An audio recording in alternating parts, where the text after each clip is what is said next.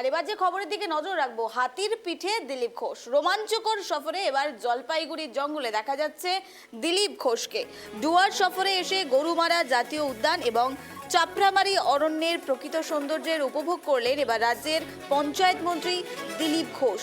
ডুয়ার্সের জঙ্গলে ভ্রমণে দিলীপ ঘোষ, কুনকি হাতির পিঠে রোমাঞ্চকর সাফারি। আর এ নিয়ে কথা বলবো, টেলিফোন লাইনে রয়েছে প্রতিনিধি জিয়ারুল।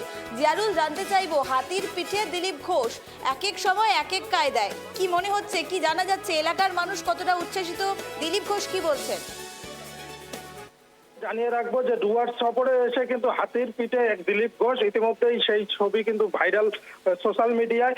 যেমনটা জানা গিয়েছে যে ডুয়ার্স সফরে তিনি চাপড়ামারি বন বাংলোতে রাত্রি যাপন করেছিলেন এবং শুক্রবার ভোরে তাকে জঙ্গলের রাস্তাতে প্রাতঃ ভ্রমণ করতে দেখা গেল। এরপরে স্থানীয় যে একটি চায়ের দোকান, সেই চায়ের দোকানে আড্ডাতেও অংশ নেন তিনি এবং স্থানীয় যে বিধায়ক রয়েছে সেই বিধায়কের সঙ্গে কিন্তু যে পুনঃ ব্যাংরা নাগরাকাটার যে বিধায়ক, সেই বিধায়কের সঙ্গে কিন্তু হাতিতে করে জঙ্গল সাফারি করলেন এবং তার স্ত্রী কিন্তু সঙ্গে ছিলেন।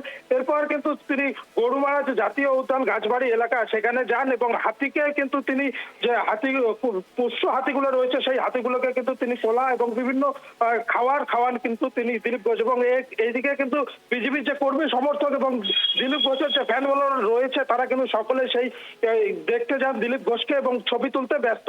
নিবেদিতা।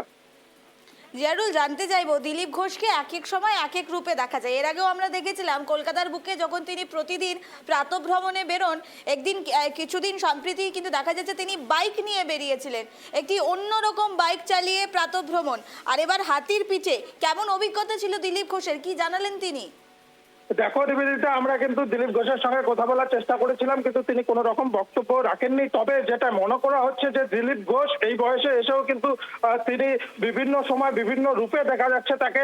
দেখা গিয়েছিল কিছুদিন আগে কলকাতায় কিন্তু তিনি 200 সিসি বাইক নিয়ে কিন্তু সফর করেছিলেন। এরপরে কিন্তু দেখা গেল ডুয়ার্সে এসে তিনি হাতির পিঠে উঠে কিন্তু জঙ্গল ভ্রমণে সফর করলেন। নিবেদিতা।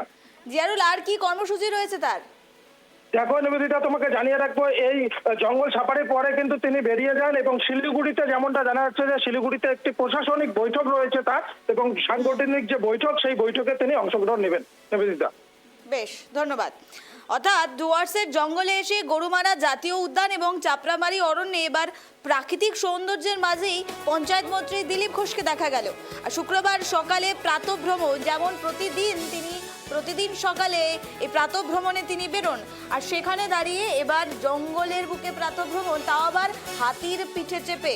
আর সেখানে শুধু তিনি একা নন, তার স্ত্রী রয়েছেন সাথে। পাশাপাশি বন দফতরের পক্ষ থেকে হাতির পুজো করারও ব্যবস্থা করে দেওয়া হয়। আর সেখানে এই দিলীপ ঘোষ ফের একবার এলাকাবাসীর মন জয় করে নিলেন। কুনকি হাতির পিঠে এই রোমাঞ্চকর সাফারি, সাথে সাথে প্রাতঃভ্রমণ, গরুমারা চাপড়ামারিতে এই সৌন্দর্য যেন মুগ্ধ করে দিয়েছে দিলীপ ঘোষকে। ডুয়ার্সে হাতির পিঠে চেপে এবার রোমাঞ্চকর সাফারিতে দিলীপ ঘোষকে দেখা গেল।